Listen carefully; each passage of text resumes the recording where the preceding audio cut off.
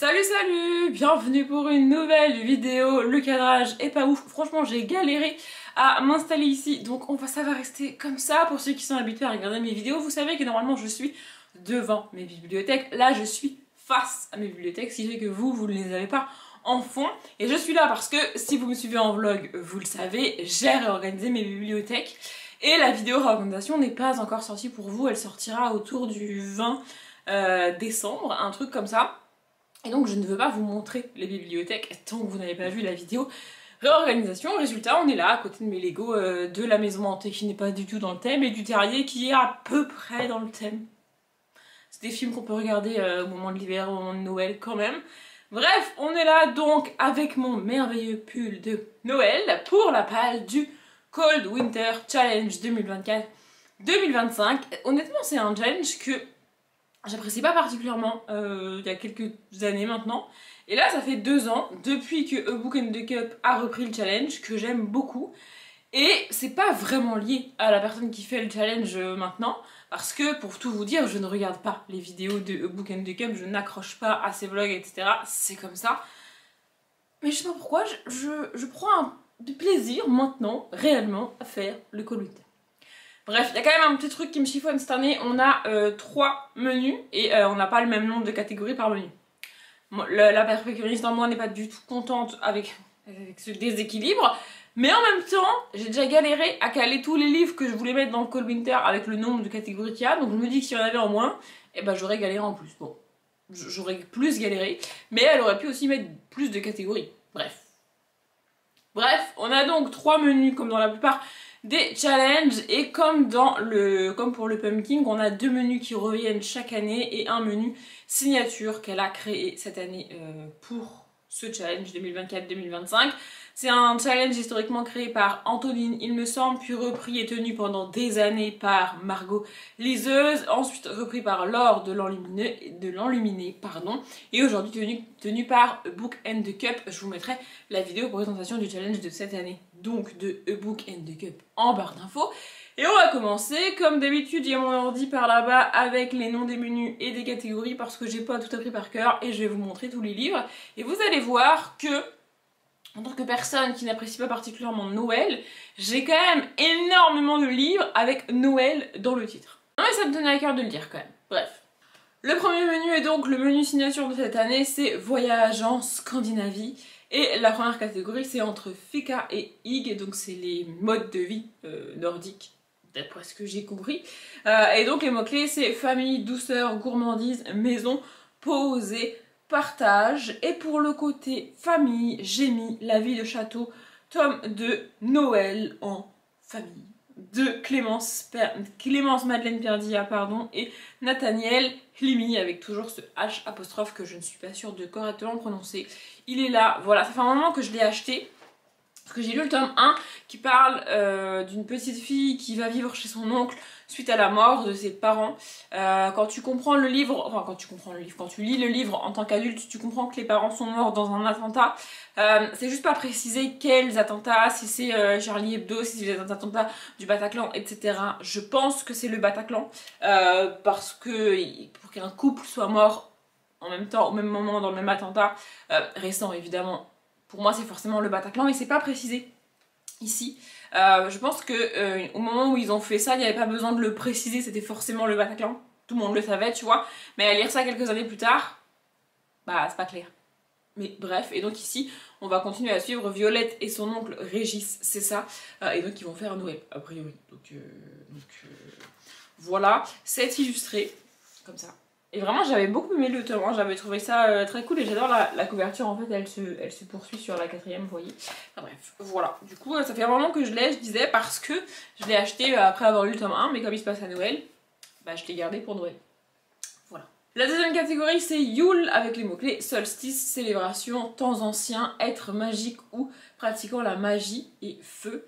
Et donc là je suis partie sur être magique ou pratiquant la magie, mais toujours avec un petit côté Noël. Évidemment j'ai mis le Noël de Clara, la petite sorcière, de Natacha Godot et illustré par Miss Patty. Voilà, donc c'est un roman de l'Avent. Alors moi, les pages sont déjà dégrafées, c'est-à-dire que normalement les chapitres sont cachetés et il faut les découper, enfin il faut décacheter. comme des enveloppes, chapitre par chapitre du 1er au 24 décembre donc.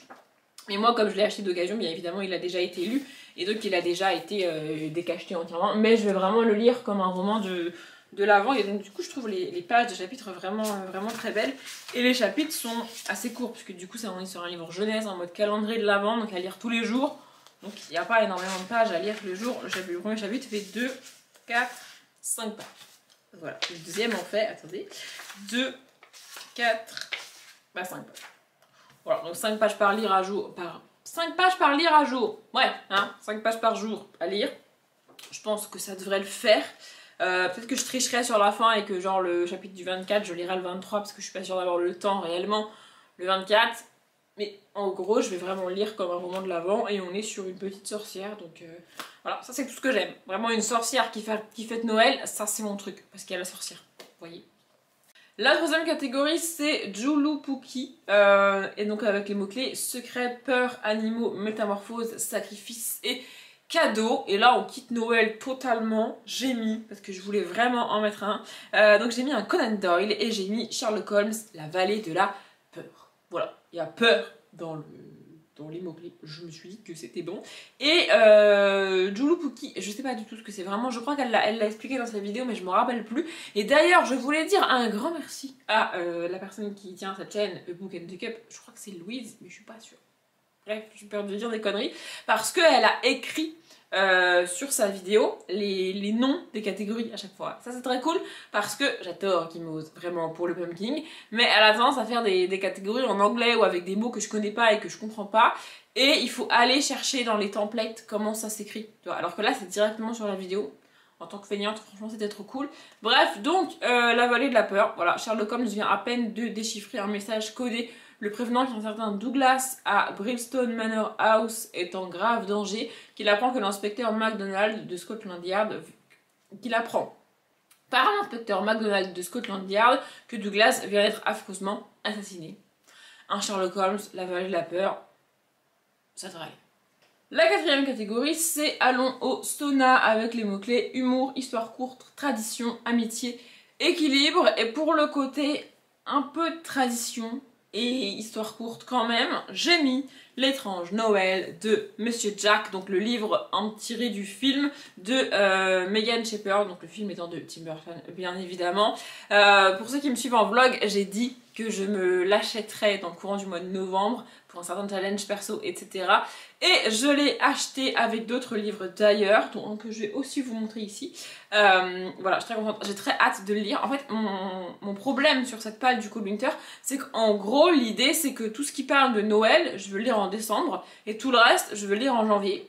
Ce qui va me poser deux problèmes. Premièrement, j'ai quand même beaucoup de livres autour de Noël. Là, sur 4 livres que je vous ai montrés, il y en a 3 qui parlent de Noël. Pas comme ça dans tout le challenge, mais quand même. Et deuxièmement, les livres qui ne me parlent pas de Noël sont très gros et vont être longs à lire, et donc je vais me retrouver à devoir lire tout ça au mois de janvier en même temps. Je suis pas très sûre de y arriver. En fait, si je prends la palle dans son ensemble, ça va, tu vois, mais si je dois la diviser en mode Noël et pas Noël, je suis pas certaine d'arriver à tout lire. C'est bizarre, mais c'est le cas. Bref. En tout cas celui-là, j'ai très hâte de le lire. C'est pas celui que je lirai réellement au moment de Noël. Celui-là, je vais le lire un petit peu avant.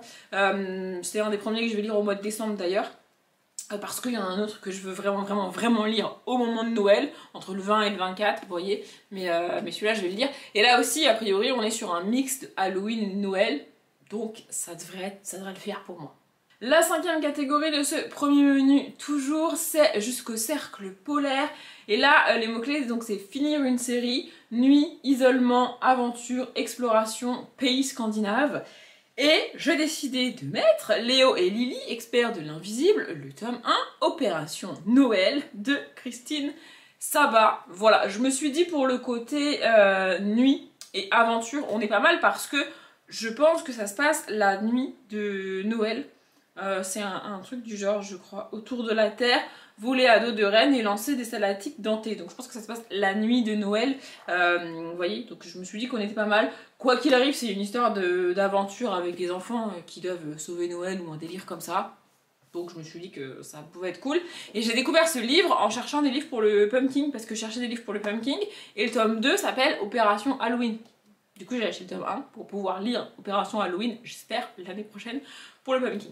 Bref, du coup, encore un livre avec marqué Noël. Non mais je vous ai dit, vraiment, cette année, vraiment, je suis à fond, j'en ai plein. Et enfin, la dernière catégorie de ce premier menu signature de 2024-2025, c'est Aurore boréale avec les mots-clés lumière, surnaturel, mystère, esprit, graphique, science-fiction. Et là, avec les mots-clés surnaturel et esprit, on quitte Noël pour moi, puisque j'ai mis 43 rue du Vieux Cimetière, le tome 3, je vérifie, mais c'est ça, jusqu'à ce que la morsure nous sépare de Kate et M, Sarah Clyde. J'ai lu les 2 premiers tomes de cette saga pour le Pumpkin et j'ai acheté, je croyais avoir acheté tous les tomes, mais j'ai acheté jusqu'au tome 6 et il y a 7 tomes, donc j'ai pas tous les tomes, mais presque. Et franchement, voilà, j'adore cette saga. Il était impératif pour moi de mettre un tome de cette saga dans le Cold Winter. Si je m'écoutais, je le lirais au mois de décembre. Mais là, on n'est pas du tout sur Halloween, donc je vais le garder pour le mois de janvier parce que j'ai déjà bien assez à faire avec Noël sur le mois de décembre.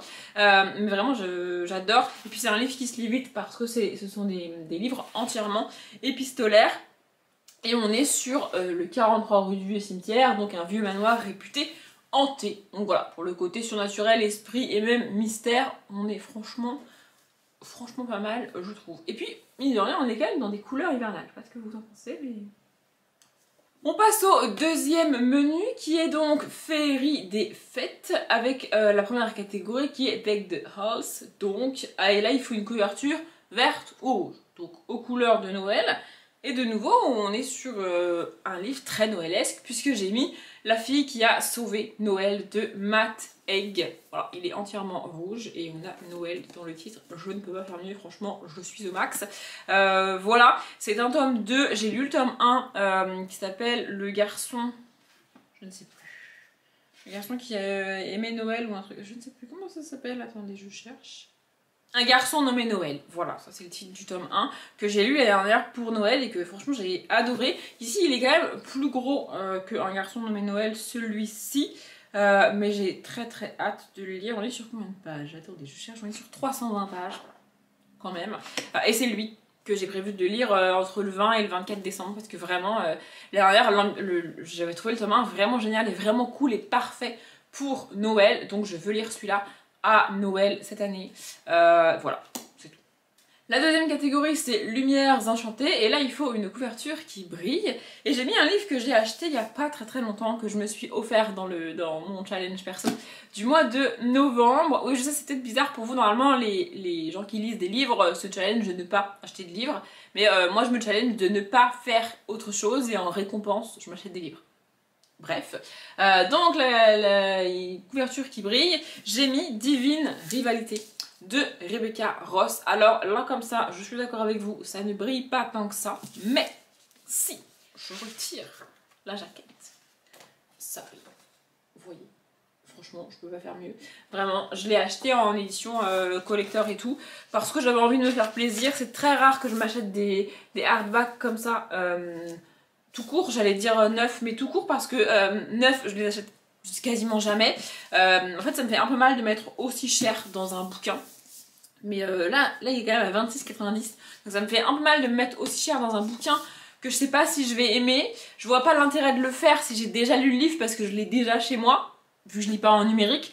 Vous voyez, et c'est des livres que soit tu les trouves pas d'occasion, soit j'ai peur de les acheter d'occasion parce que je me vois mal mettre genre 10 € dans un livre comme ça d'occasion pour qu'il soit abîmé, vous voyez. Bref, ici on est sur une thématique épistolaire, d'échange de lettres entre deux personnes. Franchement les gens ont dit que c'était trop cool, ça a l'air vraiment chouette. Et j'avais envie de me faire plaisir, de me l'acheter et de le lire, donc je vais le lire. Lui, je pense que je le lirai qu'au mois de janvier, par exemple. Même si, franchement, j'ai très envie de le lire, j'ai très hâte de le lire. Mais encore une fois, avec tout ce qui est Noël, en fait, tout ce qui est Noël, je sais que j'aurais pas envie de le lire au mois de janvier. Donc, il faut que je lise au mois de décembre, sinon je lirai pas ma palle, en fait. Donc ça va attendre patiemment le mois de janvier. La catégorie suivante, c'est S'embrasser sous le gui. Et donc là, c'est romance de Noël ou pas. J'adore le ou pas, pour de penser à tous ces gens qui n'aiment pas les romances de Noël. C'est mon cas, mais j'ai quand même une romance de Noël que j'ai mise ici, que j'ai gardée parce que le concept, je trouvais ça chouette et je me suis dit que pour une fois, peut-être, on n'aurait pas une romance de Noël totalement kitsch. Donc c'est mon calendrier de l'amour de Emma Berthet, voilà. Je vais aussi essayer de le lire en mode calendrier de l'Avent. Le seul problème que j'ai, entre guillemets, c'est que il n'y a pas les dates, c'est marqué J-22, J-35 et tout. Donc J-22 à partir du 25 ou à partir, je sais pas. Il faut que je voie quand est-ce qu'il se termine le livre, à quel jour, jusqu'à quel jour ça va. Bon, l'épilogue finit un an plus tard, jour J, tu vois. Jour J, je pense que c'est Noël. Oui, c'est ça, parce que là, c'est marqué le Père Noël est passé pendant que nous étions à la messe. Donc ça va être le J, c'est le 25, donc il faut que je calcule. Bon, là, j'ai déjà en retard, hein, parce que le premier chapitre commence à J-35. Donc j'aurais dû le commencer avant. Mais là, en gros, je vais sur les premiers mois du jour de décembre. Je suis fatiguée aujourd'hui, décidément, ça ne va pas. Sur les premiers jours du mois de décembre, je vais rattraper mon retard. Voilà, et ensuite je lirai jour par jour les chapitres qu'il faut. Je crois qu'il y a plusieurs chapitres par jour à chaque fois, mais ouais, il y a plusieurs chapitres, et les chapitres sont courts. Donc c'était quand même cool, mais voilà. En gros, je vais lire un petit peu en mode calendrier de l'Avent. Si vous voulez savoir mon planning de lecture pour ce début décembre, je peux vous le donner.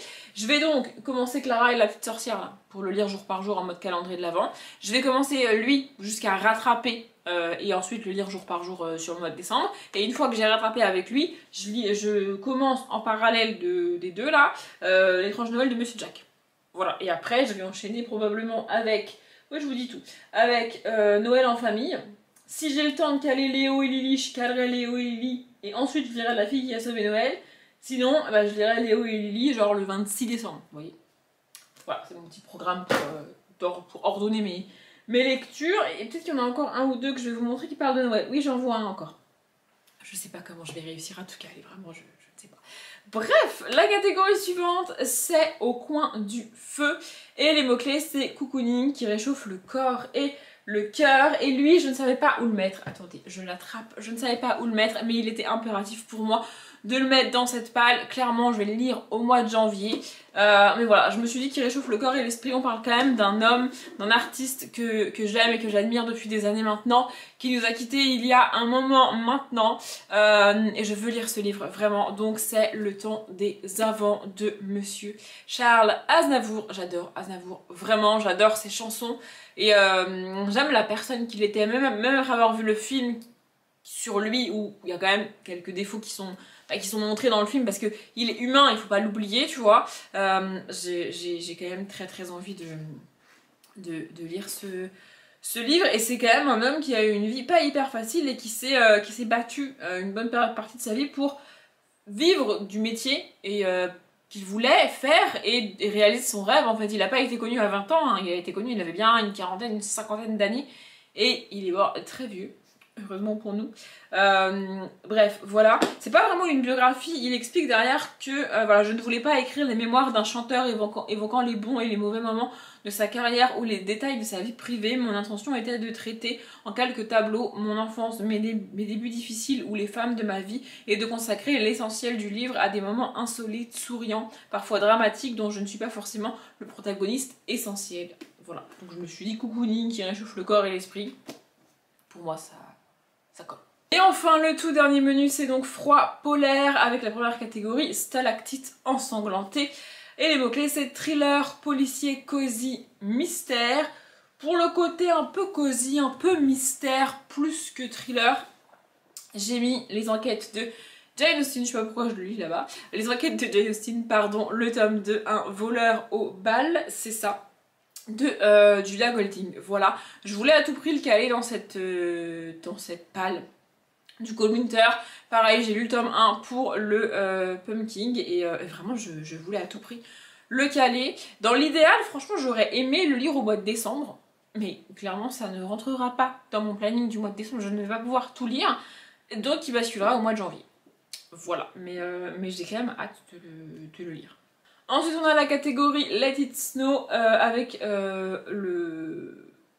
la consigne, c'est titres contenant un mot hivernal. Donc là, j'en ai plein, j'aurais pu mettre Noël à toutes les sauces, mais j'ai mis l'un des rares livres qui ne parle pas de Noël, mais qui est hivernal quand même. C'est donc Les Guerriers de Glace, le tome 1 de Estelle Faye et Nancy Peña. Pareil, vu la thématique glace et tout, j'aurais bien aimé le lire en décembre, ça ne va pas être possible. Je pense que je le lirai tout début janvier.